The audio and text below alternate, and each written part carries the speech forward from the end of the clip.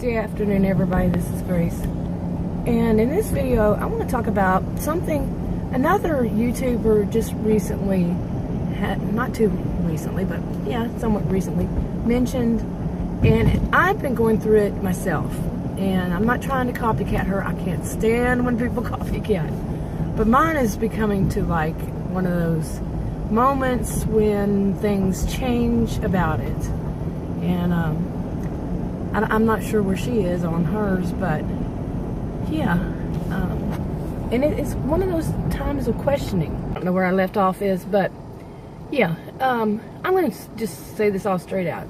Some of you already know it, that I basically went no contact with family and where I grew up. Okay, I have no reason to go back there. Pardon me for reading here, but I have no reason to go back there. And I did this starting years ago. You know, there were some issues, and then 3 years ago, my mother passed away. So since then, that's how it's been. I've not been back there, and of course I get homesick. Now it's a place in Texas. I'm in Texas, but it's very far from here. Very different all around place and everything. Okay, and a lot of things have happened recently, and it just brings that back up again. But let me get to this part of it too. It's when you go no contact, and I feel like I've gone no contact with basically almost everybody I've known in my life. And that is such a weird feeling. And some of us know that you get into relationships, you know, when you've grown up dysfunctional, when you've lived in a dysfunctional area, and it just can go on through your life, on and on through your life. And then one day you might have, you know, we didn't have that kind of information about narcissism back then, you know, that we have today. But one day you have that aha moment, or you'd say enough is enough. You know, you might have already known about it, but you say enough is enough, and that's it. Over with. You know, no contact, all that. But in the meanwhile, you have developed other relationships. It could be job. It could be anything that you do, a hobby, a group you belong to, whatever. And when that aha moment happens, what else happens? Okay, the other thing that can happen is that you start to realize that everything, all the people that you were with, you're not saying they're all, you know, have narcissistic personality disorder, but they can be abusive, or they're users. And we used to just call them users. And they would use you for their own selfish purposes, you know? And you may have been caught up in something because you might be feeling, you know, this is how people are, you know, not like them users, but that how you are, that you are, you know, you give and receive, this kind of thing, and you're used to being nice to people and all. And you don't sit there and, you know, calculate how many times have they done this for you or that for you or whatever. But some big moment happens, like I said, and it's eyes wide open. So you say, that's it, over with. I'm not dealing with them anymore. Goodbye, adios, kind of thing. Now, then, okay, just as this other YouTuber mentioned in hers, I don't give shout outs because I don't know if they would want me to, you know, kind of thing. But anyway, as she mentioned, you know, you go through this, it's self-isolation. You isolate yourself from other people. You might. Some people do. I'm not saying anybody to do this. I'm not a healthcare professional provider. Read the disclaimer in the description box below this video on YouTube. Yeah. This is not counseling or advice. It's just what happened to me. And this is what I did, and this started years ago. A few years ago. Not a long time ago. But you isolate yourself to recover, you know. I mean, I did. I can't say you did, but I did. When I say you, I mean me. But I isolated myself. And I'm still in that mode. The only person, you know, well, there are some people I'm around.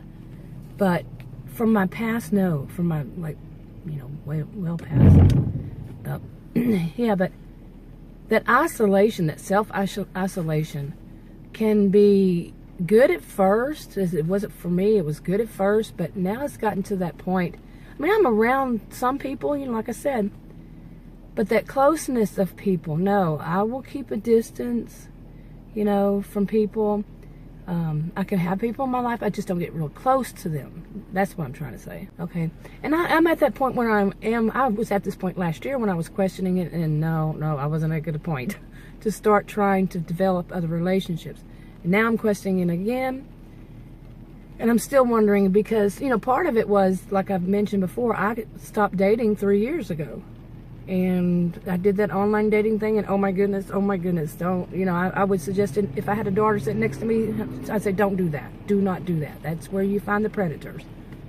And believe me, especially around my age, they've had plenty of years to, you know, hone their skills or whatever it's called. Yeah. So there was that, and there was also also that I went out and try to change fields of what kind of job I worked in, because I felt the old one was a little bit too much competitive. I switched to another one, and oh my goodness, how was that one of those? I was a cautionary tale of not taking the time away from things, and you know, to think about what was going on before I started something else. You know, that before that, the dating and all that, then trying to find a job. It's kind of like the same thing, because dating was like interview dates. That's what I would call them, interview dates. They wanted to know so much about you. It's the same thing with jobs. And they became work, you know, just to do everything kind of thing. Not everything, but you know what I mean. It really was all that of having everything about you being put to question. You know, somebody's judging you, and you are judging them too. You know that. You know, you're being set up for rejection, and they're being set up for rejection, or being judged, and all this stuff. It was just exhausting, and I really should have done then. I should have done that a long time ago. I know, don't say you should have. But I should have. Okay, I said it again. But really, I'm a cautionary tale. And, you know, to just don't go into something new right away. Take the time, you know. And that's what I did. Anyway. And now I'm at that point where I'm, like I said, questioning, is it time for me to find, you know, I want to start working again. I do work every once in a while. It's just temporary. I mean, every blue moon kind of thing. But where I would develop relationships. I'm a little afraid of that after what I've seen, especially these days. Oh my goodness. Yes, I know I keep saying, oh my goodness. I keep saying a lot of things over it, don't I? Anyway, I'm definitely not going to, you know, Adam is my ex-husband. I'm not, you know, married or anything like that. So I could be dating, but I'm not going to do that just now. And I better watch it, because back in the past, when I would say that, I'd start dating again. And it would be a disaster, you know? But I'm not going to do that. But I am going to try to find some kind of job that fits right. And it could be that I need to find something that I do that isn't at some office. Some people are not meant. They say that people who are empaths, empathic, empathetic, you know, like I am, they're really not meant, you know, some of them, not all of them, are just not meant to work with people, because they feel so much and they see so much, and it's too much stress on them. And that could be the case for me, but what would I do? Anyway, that's enough for now. I'll talk to y'all later. Bye.